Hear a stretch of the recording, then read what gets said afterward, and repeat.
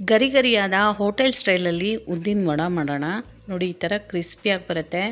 ತುಂಬ ಕ್ರಿಸ್ಪಾಗಿರುತ್ತೆ, ಮೇಲಿಂದ ಒಳಗಡೆ ಸಾಫ್ಟಾಗಿರುತ್ತೆ. ಟೇಸ್ಟ್ ಅಂತೂ ಅಲ್ಟಿಮೇಟ್ ಆಗಿರುತ್ತೆ. ಇದನ್ನು ಮನೇಲಿ ಈಸಿಯಾಗಿ ಮಾಡ್ಕೋಬೋದು. ಇದಕ್ಕೆ ಉದ್ದಿನ ಕಾಳು ತೊಗೊಂಡಿದ್ದೀನಿ ನಾನು. ಇದ್ರ ಬದಲಾಗಿ ಉದ್ದಿನ ಬೇಳೆನೂ ತೊಗೋಬೋದು. ಇದು ಗುಂಡಾಗಿರುತ್ತೆ ಉದ್ದಿನ ಬೇಳೆ ಕಾಳು. ಇದನ್ನು ಹಾಕಿ ಒಂದು ಬೌಲಿಗೆ ಚೆನ್ನಾಗಿ ನೀರು ಹಾಕ್ಕೊಂಡು ನೀಟಾಗೆ ತೊಳ್ಕೊಬೇಕು. 2-3 ಸರಿ ಚೆನ್ನಾಗಿ ಈ ಥರ ಕಲಸಿ ತೊಳೆಯೋದ್ರಿಂದ ಉದ್ದಿನ ವಡ ಚೆನ್ನಾಗಿ ಸಾಫ್ಟಾಗಿ ಬರುತ್ತೆ. ಚೆನ್ನಾಗಿ ಇದನ್ನು ತೊಳ್ಕೊಳ್ಳೋಣ 2-3 ಸಾರಿ. ತೊಳೆದಾದ್ಮೇಲೆ ಇದಕ್ಕೆ ಒಂದು ಒಳ್ಳೆ ನೀರು ಹಾಕಿ ಒಂದು ಪ್ಲೇಟ್ ಮುಚ್ಚಿ 4-5 ಗಂಟೆಗಳ ಕಾಲ ಉದ್ದಿನಬೇಳೆನ ನೆನೆಸ್ಕೋಬೇಕು. ಬೆಳಗ್ಗೆ 10 ಗಂಟೆಗೆ ಹಾಕಿ ನಾನು 4 ಗಂಟೆಗೆ ಮಾಡ್ತಾಯಿದ್ದೀನಿ. ಇದನ್ನು ನೀರು ಬಸಿಯೋಕೆ ಇಟ್ಟಿದ್ದೆ. ಒಂದು 10 ನಿಮಿಷಗಳ ಕಾಲ ನೀರು ಪೂರ್ತಿಯಾಗಿ ಬಸ್ಕೊಂಡಿದೆ. ಬಸ್ದಾದ್ಮೇಲೆ ಇದಕ್ಕೆ ಒಂದು 2-3 ಬ್ಯಾಚಲ್ಲಿ ರುಬ್ಕೋಬೇಕು ಉದ್ದಿನಬೇಳೆನ. ತುಂಬ ಒಂದೇ ಸರಿ ಹಾಕಿ ರುಬ್ಬಾರ್ದು. ಇಲ್ಲಿ 1 ಸ್ಪೂನಷ್ಟು ನಾನು ಗಟ್ಟಿ ಮೊಸರನ್ನ ಹಾಕ್ತಾಯಿದ್ದೀನಿ. ಮೊಸರು ಬೇಡ ಅಂದರೆ ನೀವು ಒಂದು ಸ್ವಲ್ಪ ನೀರು ಹಾಕಿ ರುಬ್ಕೋಬೋದು. ಗಟ್ಟಿಯಾಗಿ ರುಬ್ಕೋಬೇಕು. ಇದನ್ನು ತೆಳು ಮಾಡ್ಕೋಬಾರ್ದು. ತೆಳುವಾಗಿ ಬಂದಷ್ಟು ವಡ ಶೇಪ್ ಚೆನ್ನಾಗಿ ಬರೋದಿಲ್ಲ, ಟೇಸ್ಟು ಚೆನ್ನಾಗಿ ಬರೋದಿಲ್ಲ.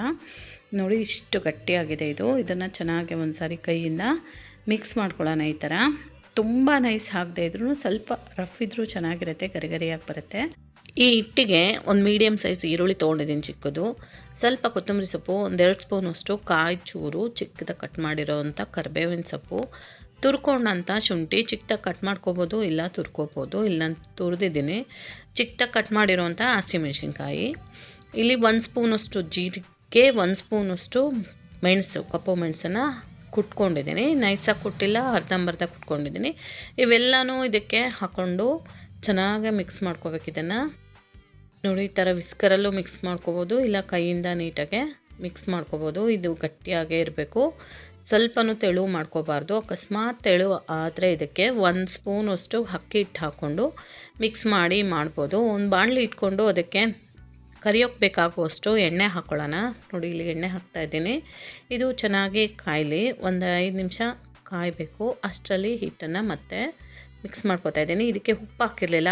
ರುಚಿಗೆ ಬೇಕಾಗುವಷ್ಟು ಅರ್ಧ ಸ್ಪೂನಷ್ಟು ಉಪ್ಪು, 1/4 ಟೀ ಸ್ಪೂನಷ್ಟು ಸೋಡಾ ಪುಡಿ ಹಾಕ್ತಾಯಿದ್ದೀನಿ. ಇಲ್ಲಿ ಸೋಡಾ ಪುಡಿ ಹಾಕಿ ಅದರ ಮೇಲೆ ಸ್ವಲ್ಪ ನೀರನ್ನು ಹಾಕಿದ್ರೆ ಆ್ಯಕ್ಟಿವೇಟ್ ಆಗುತ್ತೆ ಅದು. ಅದನ್ನು ಚೆನ್ನಾಗೆ ಮಿಕ್ಸ್ ಮಾಡ್ಕೊಳ್ಳೋಣ. ಈ ಥರ ಉಪ್ಪು, ಸೋಡಾ ಪುಡಿ, ನಾವು ಹಾಕಿರೋವಂಥ ತರಕಾರಿ ಎಲ್ಲ ಚೆನ್ನಾಗೆ ಮಿಕ್ಸ್ ಮಾಡ್ಕೊಳ್ಳೋಣ. ಇಲ್ಲಿ ಆನಿಯನ್ನ ಸ್ಕಿಪ್ ಮಾಡ್ಬೋದು, ಹಾಕಿದ್ರೆ ಚೆನ್ನಾಗಿರುತ್ತೆ. ಇಲ್ಲಿ ಹಾಕಿದ್ದೀನಿ ನಾನು. ಕೈನ ನೀರಲ್ಲಿ ಚೆನ್ನಾಗಿ ನೆನೆಸ್ಕೊಂಡು ಉಂಡೆ ಥರ ಮಾಡ್ಕೋಬೇಕು. ಇದನ್ನು ಕೈ ನೆಂದಿದ್ರೆ ಮಾತ್ರ ಇದು ನೀಟಾಗಿ ಬರುತ್ತೆ, ಇಲ್ಲಾಂದರೆ ಕೈಗೆ ಅಂಟ್ಕೊಳ್ಳುತ್ತೆ.